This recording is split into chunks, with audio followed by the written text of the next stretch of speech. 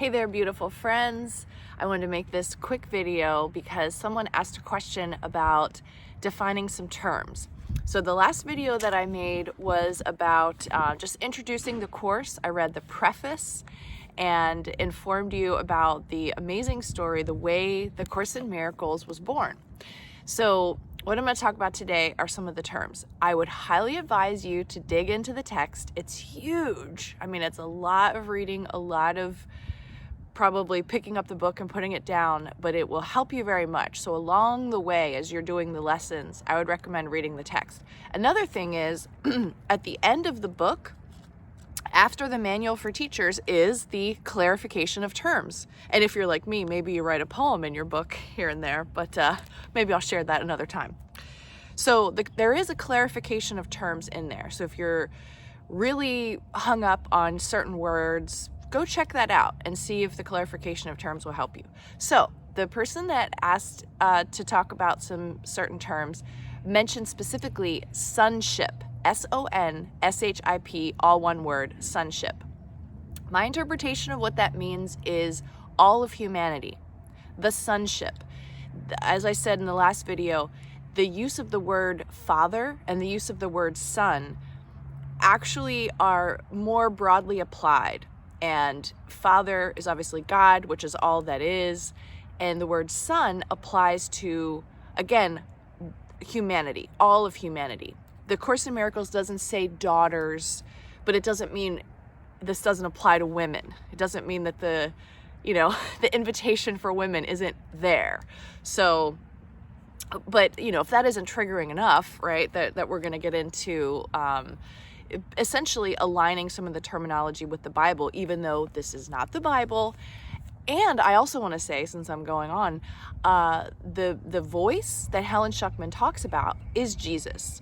The teacher, the big brother in this book is Jesus. So if that is a lot for you to take, maybe pause the video, go do some meditation, make yourself a green juice. I don't know.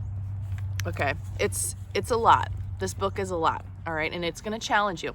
So speaking of being challenged, a couple of the terms that I thought it would be good to just like throw out there in the beginning, especially because we're coming into, it's December right now. So we're in a season where a lot of people are claiming to be sick, like things are going on with these bodies, right? So in the manual for teachers, I found a nice description of a few terms that are common and you could be using them right now yourself. Sickness, healing, atonement, you may or may not talk about very much, and also the idea of forgiveness, and just even the definition of forgiveness. It's definitely a lot more than just pardoning someone or yourself for an event that happened or something. Forgiveness is bigger. I would say forgiveness and atonement are essentially saying the same thing. So I'm just going to read out of the book, give you a little excerpt of a couple words, and then close off this video. So here we go. I'm going to address sickness, healing, and atonement right now. All right. That forgiveness is healing needs to be understood if he, the teacher of God, is to make progress. The idea that a body can be sick is a central concept in the ego's thought system. This thought gives the body autonomy, separates it from the mind, and keeps the idea of attack inviolate. If the body could be sick, atonement would be impossible. A body that can order a mind to do as it sees fit could merely take the place of God and prove salvation is impossible. What then is left to heal? The body has become Lord of the mind. How could the mind be returned to the Holy Spirit unless the body is killed? And who would want salvation at such a price? Certainly, sickness does not appear to be a decision, nor would anyone actually believe he wants to be sick. Perhaps He can accept the idea in theory, but it is rarely, if ever, consistently applied to all specific forms of sickness, both in the individual's perception of himself and of all others as well. So it goes on a little bit, but in that, this idea that our body can be sick, according to the Course, it's a mistake. It's an untrue belief. We cause everything that happens inside of this system, which again, the whole thing is an illusion, right? But we are the source of all discomfort, ailments, persistent, chronic, anything. And because of statements like this, I no longer believe in contagion. Like, I actually think that when it seems like there's something that's contagious, it's actually that there's an alignment, there's a match in the frequency of individuals that seem to be gathering in a certain place. So it's really spread through the mind, and then the body just follows suit. The body is actually doing everything that the mind says. All right. So there's a little bit right there. And, maybe it does seem a little bit like, am I really defining terms, or am I just kind of like offering you clearly definitions that are opposite of what our current society and our programming tells us? Yes and no. I'm playing a little bit. I'm having fun with it because I believe having a sense of humor is like a huge asset in this incarnation. So yeah, it's just something for you to think about. But when you're reading this book, just expect to be challenged. Expect to have what you think is to be turned on its side a little bit. And it's all with love, because it's coming from Jesus, who communicates from his heart to our heart. It's not like he's trying to make us feel like we've been duped or like we're stupid, okay? Because we've been indoctrinated. And I think that the beautiful thing about having Jesus as a guide on this journey is just the endless compassion, the endless, wanting to help us. And, as we fall down, he's right there with us, dusting off our backs and helping us up, holding our hand on the journey. Okay, so another one that I wanted to read a little excerpt of here is the word reincarnation. Certainly can be a topic of argument or confusion, and it's just hard to know what to believe, right? All right. Is reincarnation so? That's the section in the Manual for Teachers. The emphasis of this course always remains the same. It is at this moment that complete salvation is offered to you, and it is at this moment you can accept it. So the section here about reincarnation starts off with, in the ultimate sense, reincarnation is impossible. There is no past or future, and the idea of birth into a body has no meaning either once or many times. Reincarnation cannot then be true in any real sense. Our question should be, is the concept helpful? And that depends, of course, on what it is used for. If it is used to strengthen the recognition of the eternal nature of life, it is indeed helpful. Is any other question about it really useful in lighting up the way? Like many other beliefs, it can be bitterly misused.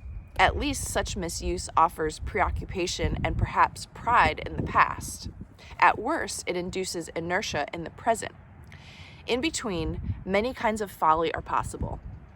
So I think what Jesus is saying here is, don't get hung up on it, right? We hear a lot about past lives. I actually am a trained past life regression hypnotist. I've done the quantum healing hypnosis technique training as well, and have definitely studied this topic. But if we really embrace the idea that this experience is a dream and we never left home, we don't have to be so scientific and so sure about certain terms. And what came to me this morning was, when our spirit leaves the body, in this particular incarnation, let's just stick with this one, all those things that are related to bodies no longer apply. You just rise up out of this container that's holding us, and then you return to the place of infinite love and the access to all knowledge. And then you're surrounded by your guides and teachers, and they're going to help you through understanding whatever occurred in this lifetime, and move you on further into your soul's journey, and all of that good stuff. So it's like, these terms, although it's good to think about and talk about, we shouldn't get too hung up on it. Don't get attached to our definitions or what the world has taught us, because chances are, again, we're going to be challenged as we're studying the course. Now, moving right along, speaking of reincarnation, let's go backwards a little bit and talk about this idea of the D word, death. What is death? Death is the central dream from which all illusions stem. Is it not madness to think of life as being born, aging, losing vitality, and dying in the end? We have asked this question before, but now we need to consider it more carefully. Is it the one fixed, unchangeable belief of the world that all things in it are born only to die? This is regarded as the way of nature, not to be raised to question, but to be accepted as the natural law of life. The cyclical, the changing and unsure, the undependable, and the unsteady waxing and waning in a certain way upon a certain path. All this is taken as the will of God, and no one asks if a benign creator could will this. So death not being real is going to be a theme in my videos for the year. I have some other things I'm coming up with as far as the way that I'm looking at time, aging, and death. So it's going to come up a lot, but it's just another theme in this book. We are eternal beings. So when you consider the topic of death, it only refers to the body. And then when you really look at the big picture of the course, the body isn't real, and this experience is an illusion. So the more we get hung up on these terms, the less we can focus on just being in the present and experiencing the moment, whatever this is. You don't have to know everything and be certain of everything. It's sort of like you just relax and just breathe and be in the moment. Okay, now I'm going to go back to the text, page 388, and we're going to talk about the body for a minute, and that'll be it. And then we'll wrap this up for the day. It's in a section of the text called I Need Do Nothing, which is something that I've been saying a lot lately because, a lot of times our ego is the provider of solutions to a lot of problems or challenges that we have. And if we would just take on this concept of I need do nothing, try not to control or manipulate things in the world, things might be a little bit easier in our little lifetimes here. All right, I need do nothing. Here's a sentence that comes right out at me. At no single instant does the body exist at all. It is always remembered or anticipated, but never experienced just now. Only its past and future make it seem real. Time controls its entirety, for sin is never wholly in the present. In any single instant, the attraction of guilt would be experienced as pain and nothing else, and would be avoided. It has no attraction now. Its whole attraction is imaginary, and therefore must be thought of in the past or in the future. So this section, I thought it was good when it talks about the body. I mean, it just says it right there plain out. At no single instant does the body exist at all. And remember, the very first, on the introduction page of the course, okay? This is a course in miracles. It is a required course. Only the time you take it is voluntary. Free will does not mean that you can establish the curriculum. It means only that you can elect what you want to take at a given time. The course does not aim at teaching the meaning of love, for that is beyond what can be taught. It does aim, however, at removing the blocks to the awareness of love's presence, which is your natural inheritance. The opposite of love is fear, but what is all-encompassing can have no opposite. This course can therefore be summed up very simply in this way, and this is why I came to this page. Nothing real can be threatened. Nothing unreal exists. Herein lies the peace of God. I'm going to read that one more time. At no single instant does the body exist at all. Tell that to your coworkers today, okay? When peace comes at last to those who wrestle with temptation and fight against the giving in to sin, when the light comes at last into the mind given to contemplation, or when the goal is finally achieved by anyone, it always comes with just one happy realization: I need do nothing. Okay, so there's some wisdom from the course this morning. Hope you're enjoying your day. I got up and I made a big old 32-ounce green juice. I'm about to be finished drinking it. This one has celery, cucumber, cabbage, romaine, and kale. All green. I believe that in my illusory existence here, that green juices or any kind of fresh fruit and vegetable juices are a great, great, great way to start the day. So that's what I choose to do.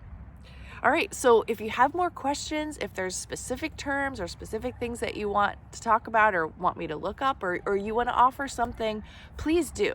I mean, this is just my fun way of dealing with life and using the course to be a reference, because I feel like we're always challenging our indoctrination and programming. And in the deepest parts of our mind is where the purification takes place. And it does take time.